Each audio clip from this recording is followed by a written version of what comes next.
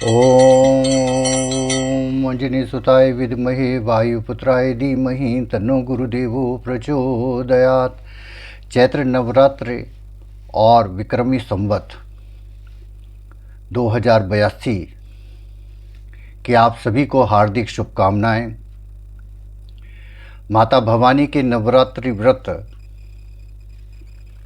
प्रारंभ हो रहे हैं रविवार से, और ये नवरात्रि बहुत विशेष हैं आप सभी के लिए।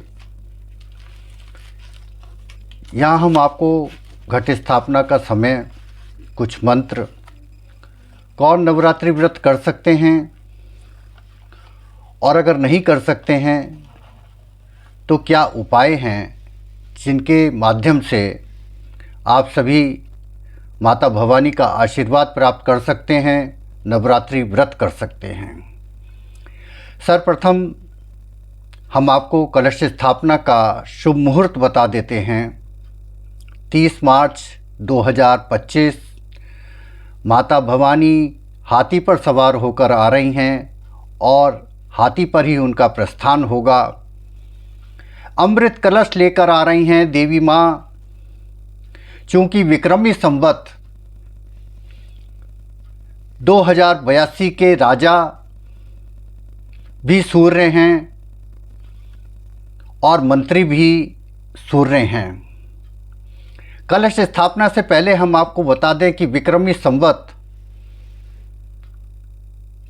ये आपके लिए कैसा रहने वाला है। जैसा मैंने बताया कि इसके राजा भी सूर्य नारायण हैं और मंत्री भी सूर्य नारायण हैं। जब राजा और मंत्री पद किसी एक ही ग्रह के पास रहता है और वो भी सौर मंडल के अधिष्ठाता भगवान सूर्य नारायण, तो निश्चित ही कुछ प्रकृति में और प्रवृत्ति में आमूलचूल परिवर्तन होते हैं। और यह तो इसलिए भी विशेष है कि शनि महाराज की चाल बदल गई है।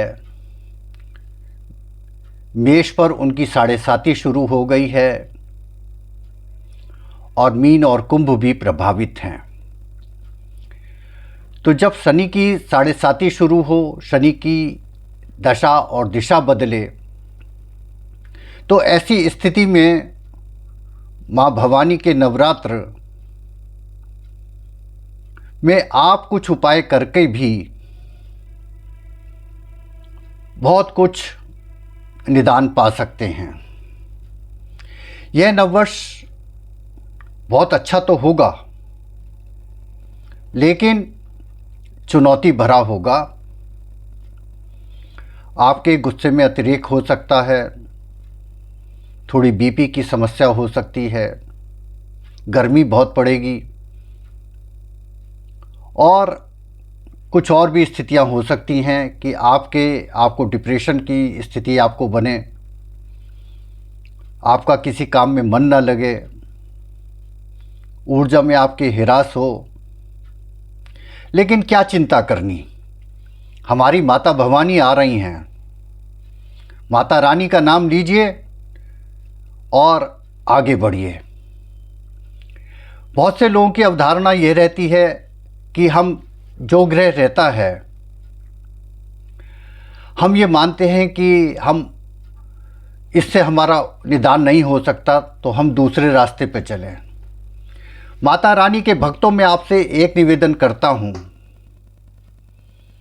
माता रानी का भक्त होने के नाते मैं एक बात कहता हूँ कि कोई भी ऐसी विपत्ति नहीं है, कोई भी ऐसी समस्या नहीं है जिसका निदान श्री दुर्गा सप्तशती में ना हो। हर समस्या का समाधान श्री दुर्गा सप्तशती में है। आप श्री दुर्गा सप्तशती का पाठ कीजिए, चाहे संस्कृत में कीजिए चाहे हिंदी में कीजिए। लेकिन माता रानी की कृपा आप पर बरसे, ये हम आपसे मनोकामना देवी माँ से करते हैं कि आप सभी की सुख शांति और सुख समृद्धि के लिए देवी माँ आपको आशीर्वाद प्रदान करें।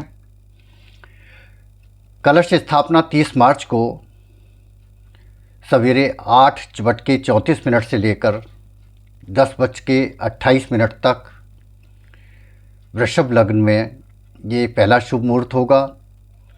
दूसरा 10:30 से लेकर 12:24 तक होगा। ये लाभ और अमृत की घड़ी होती है। कलश स्थापना को बहुत सूक्ष्म तरीका आपको बता देते हैं। एक थाली लीजिए, उसमें रोली से स्वास्तिक बनाइए। स्वास्तिक बनाने के बाद दाहिने हाथ पर गणेश जी का नाम लिखिए, गम लिख दीजिए बस। फिर ओम लिखिएगा और ओम के नीचे आप श्रीम लिखिएगा। जैसे श्री लिखते हैं वैसे ही श्रीम लिखिएगा, बिंदी लगाइए, श्रीम। फिर स्वास्तिक के ठीक ऊपर आप रोली से ही अनामिका उंगली का इस्तेमाल होगा, इस उंगली का इस्तेमाल ना करें। आप इसमें 9 बिंदी लगाइए। ये नवरात्रों की बिंदी होंगी, 9 देवियों की बिंदी होंगी। और स्वास्तिक के ठीक नीचे आप 10 महाविद्या की बिंदी लगाइए और लेफ्ट हैंड साइड पर बाएं हाथ पर स्वास्तिक के इस हाथ पर आप नवग्रह की बिंदी लगाइए। और सबसे पहले जब आपका ये कार्य पूरा हो जाए उसके बाद आप कलश की तैयारी कीजिए। एक कलश लीजिए, उस पर स्वास्तिक लिखिए। यदि अगर कलश बड़ा है तो उस पर आप ओम ऐं ह्रीं क्लीं चामुंडाय विच्चे भी पूरा मंत्र लिख सकते हैं, अथवा ओम दुम लिख लीजिए, ओम दुम या ओम श्रीम या ओम एम, ये रोली से ही उसको लिखिएगा। कलावा लीजिएगा और 8 घेरे कलावे के या 9 घेरे। बहुत से लोग कहते हैं कि 8 घेरे लगाए जाए, लेकिन हमारी मान्यता ये है कि यदि आपके यहाँ अष्टमी होती है तो आप 8 घेरे लगाएंगे। यदि आपके यहाँ नवमी होती है तब आप 9 घेरे लगाएंगे। इसी तरीके से आम के पत्ते लीजिए, 8 या 9 आम के पत्ते वो कलश पे रखिएगा। जल को पूरा भरिएगा और जल को पूरा भरने के बाद थोड़ा सा जगह छोड़ दीजिएगा। फिर एक कटोरी में वो थोड़ा सा जल लीजिएगा, उसको अपने माथे पर लगाइएगा, मंत्र पढ़िएगा, ओम ऐं ह्रीं क्लीं चामुंडाय विच्चे। ये मंत्र 7 बार पढ़िए। 7 बार पढ़ने के बाद वो जल उस कलश में ही छोड़ दीजिएगा। अब कलश में क्या क्या चीज़ें पड़ेंगी ये आपको बताते हैं। देखिए, सर्वप्रथम उसमें साबुत चावल पड़ेंगे। चावल साबुत होने चाहिए, खंडित चावल नहीं होने चाहिए। तो पहले नंबर पर आप उसमें रोली, चंदन ये रखिएगा। फिर उसके बाद चावल रखिएगा, जौ रखिएगा, काले तिल रखिएगा। अगर आप चाहते हैं तो उसमें हल्दी की गांठ भी डाल सकते हैं, लेकिन हल्दी की गांठ डालनी नहीं चाहिए। लेकिन फिर भी अगर आपको लगता है कि आपकी गुरु की दशा कुछ वो है तो आप एक हल्दी की गांठ उसमें रखिएगा।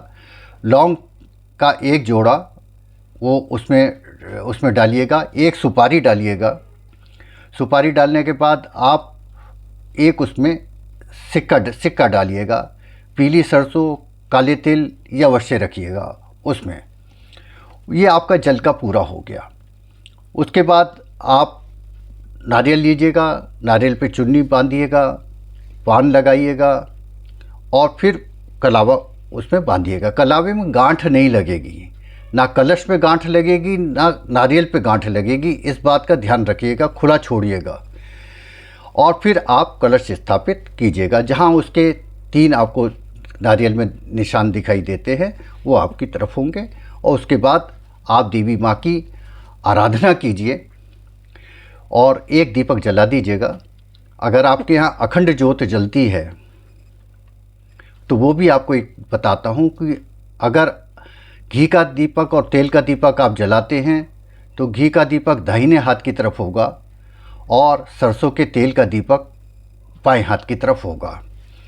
कलश स्थापना हो गई। अखंड ज्योत आप माचिस की तिल्ली से मत जलाइए, ये पहले कपूर लीजिए और फिर उसके बाद उससे जो है अखंड ज्योत माता रानी की स्थापित करें। आरती करते हुए कीजिए और फिर उसके बाद वो जब प्रज्वलित हो जाए तो फिर चारों दिशाओं में उसको घुमाइए और उससे पहले फिर आप अपने पहले कलश स्थापना कर दीजिए।